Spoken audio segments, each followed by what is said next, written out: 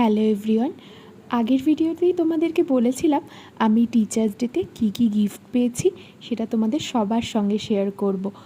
আমাকে অনেক গিফট দিয়েছে ওরা, খুব সুন্দর সুন্দর হ্যান্ডমেড জিনিস বানিয়ে দিয়েছে, অনেক কার্ডস দিয়েছে। নিজের হাতে অনেক কষ্ট করে এত এফর্ট দিয়ে যে আমার জন্য এত সুন্দর সুন্দর কার্ড বানিয়েছে, আমি দেখে ভীষণ ইমপ্রেস হয়ে গেছিলাম ওদের ক্রিয়েটিভিটি দেখে। আর এত লেটার একসাথে আমি আগে কখনো পাইনি, তো আমি খুবই খুশি হয়ে গেছিলাম। ছোটো থেকেই আমি ভাবতাম আমি বড় হয়ে একদিন টিচার হব।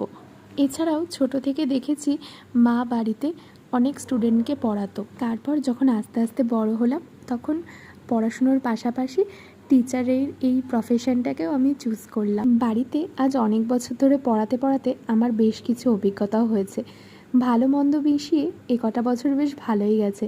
তো এই বছরেও আমি অনেক গিফট পেয়েছি আর ওদের থেকে এত ভালোবাসা পেয়েছি আমি ভাবিনি। তো আশা করি তোমাদের সব গিফটগুলো দেখাতে পারলাম। তাহলে ভিডিও এখানেই শেষ করছি।